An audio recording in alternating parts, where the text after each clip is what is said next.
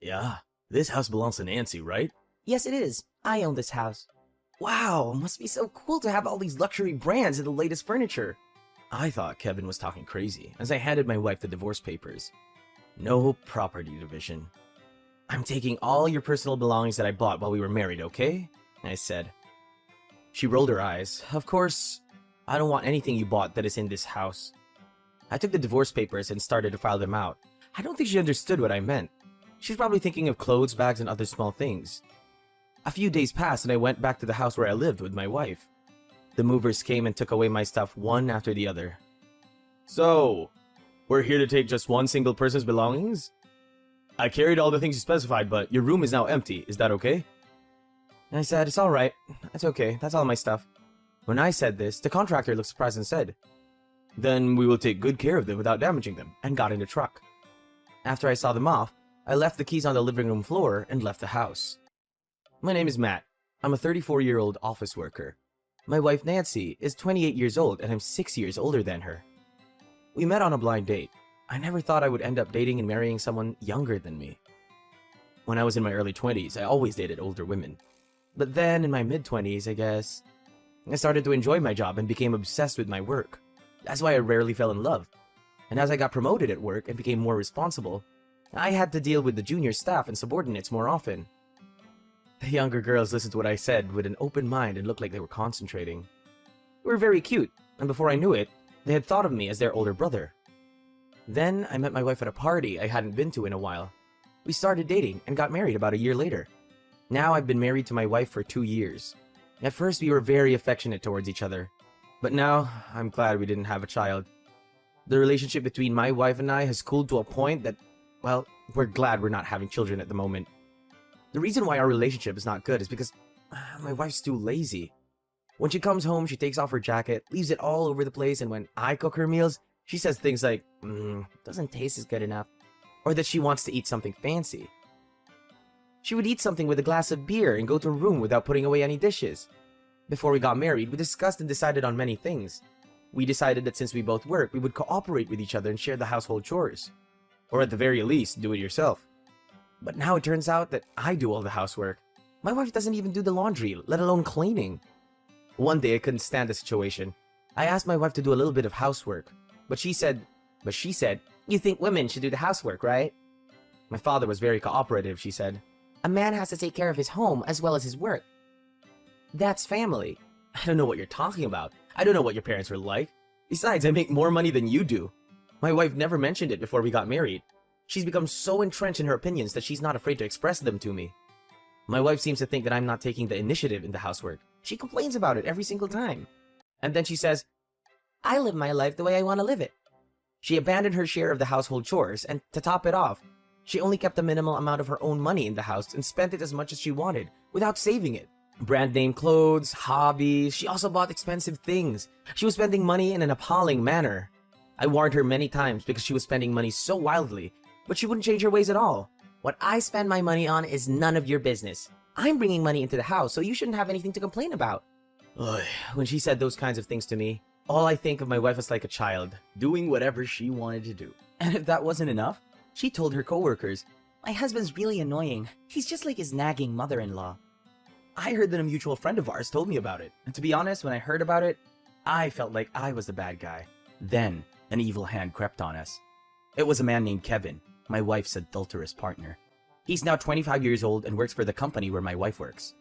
There are relatively few young women in my wife's company, and the youngest are in their 40s. The average age of the employees was over 50 years old. So, even though she was 29, she was treated as a young person. Although the age range of the female employees is high, most of the male employees are in their mid-20s to early 30s, but they don't usually touch married women. The youngest male employees are not interested in married women in the office. Still, who doesn't care about those kinds of things? He was an arrogant man who wanted to get whatever he wanted. I don't know how Kevin and my wife got together. I'm sure he heard my wife complaining to me about various people and got into her mind. My wife's personality is more childish than her age. I'm sure Kevin must have spoken sweetly to her. Maybe he just praised her and made her feel good about herself. I think my wife would go along with him just because of that.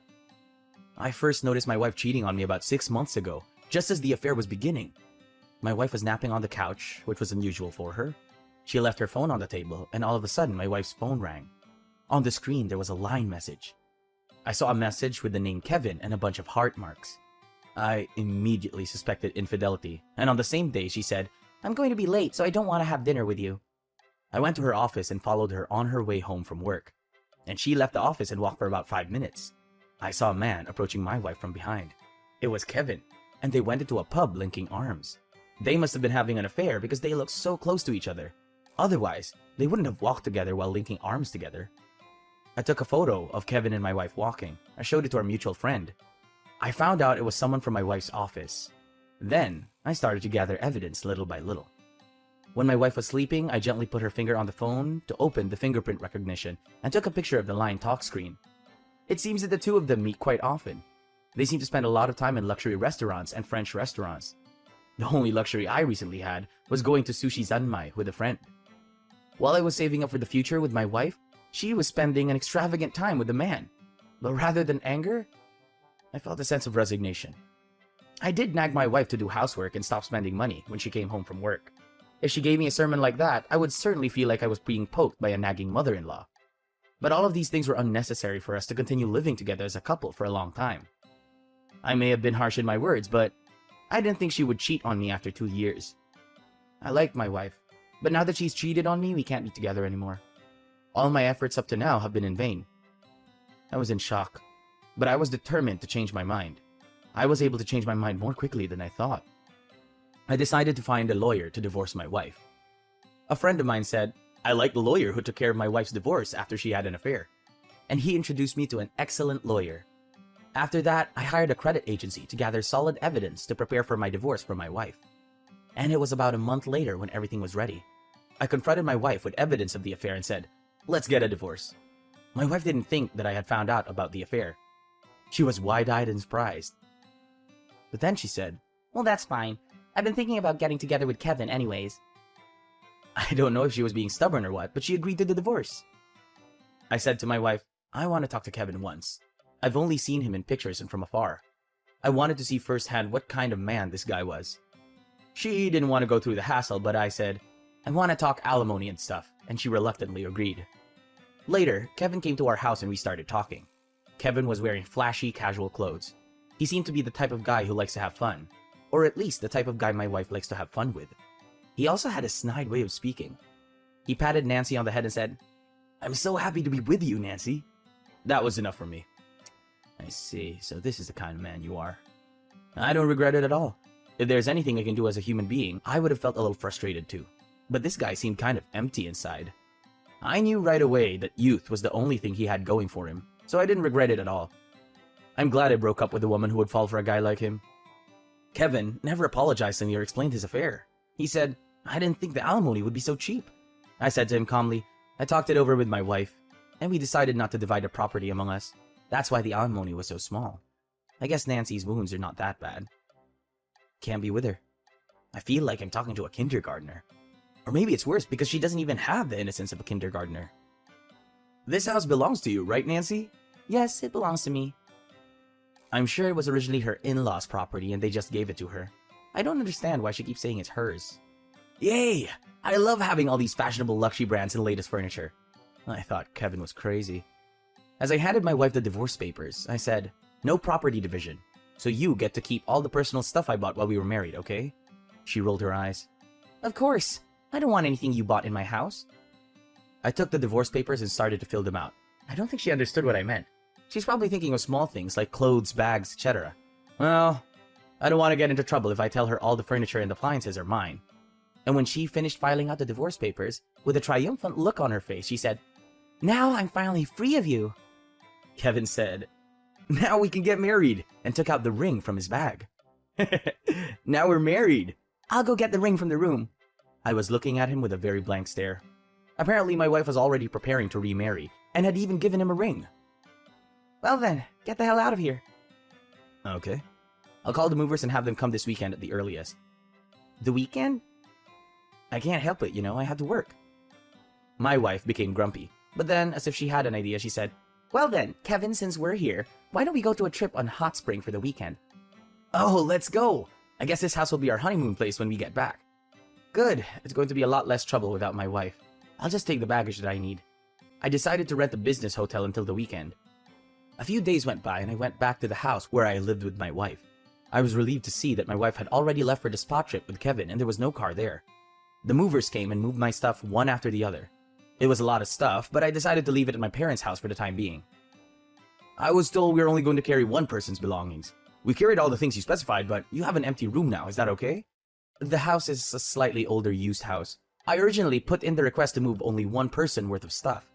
I guess the contractor thought that the only thing that could happen was a child moving out, trying to be independent, or for a couple to divorce. And since I was handling it all by myself, I'm sure they were thinking, divorce.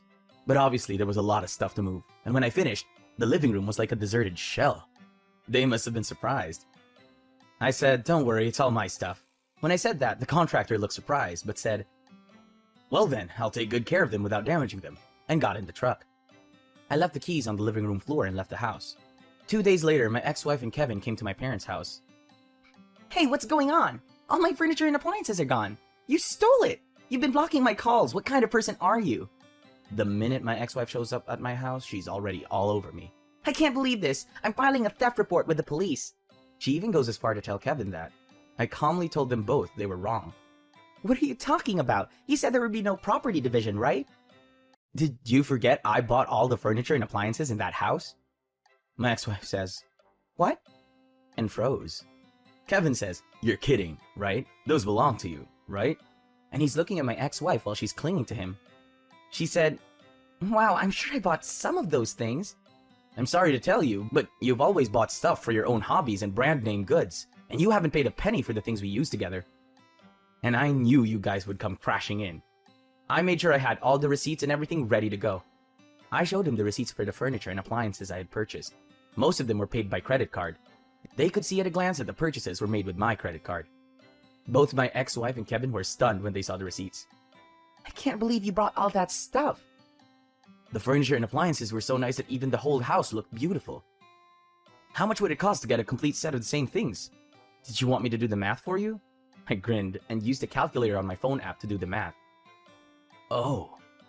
Then I turned the screen towards them and showed them the total. $200,000? That's a lot of money. I was looking for something nice and I was getting antique furniture. When I matched it with the old house, it had a great atmosphere. I was able to express a chic and stylish feeling. I never thought my ex-wife and I would get divorced. I didn't need to buy a house, so I spent a lot of money on furniture and appliances, so I wanted to make sure that there would be no division of property. I didn't want to give her anything that I had carefully chosen and bought with my own money. Kevin didn't care how much the furniture cost. Kevin was surprised that I had bought all these expensive things, not to mention the furniture. Wait a minute, how much money are you making? What? Nancy didn't tell you? I work for Tesla, and I'm the president now. What? A very famous company, and you're the president? So you have more money than Nancy? Of course I have money. What? Nancy, how much money do you have left? What? Your savings. How much property do you have? Well, I don't have any savings, but... What? Why? Well, I don't have any savings to begin with. Because I have to spend a lot of money on clothes for my date with you. What? Are you saying that you force yourself to spend money like that? Oh, and you also complimented me on how cute I was. That's because you looked like you had a lot of money. I didn't think you didn't have any savings or assets. I cleared my throat and said, well, this is my parents' house, so can't you and your wife fight outside? If you stay any longer, I'll call the police. My ex-wife and Kevin awkwardly walked out of my parents' house. The moment they left, I could hear Kevin yelling at her. I said, hey, I said outside, not in front of my house. But I was relieved when they both got into their car and drove away. After that, my ex-wife tried to contact me through a mutual acquaintance. I heard that Kevin rejected my ex-wife and unilaterally broke up with her.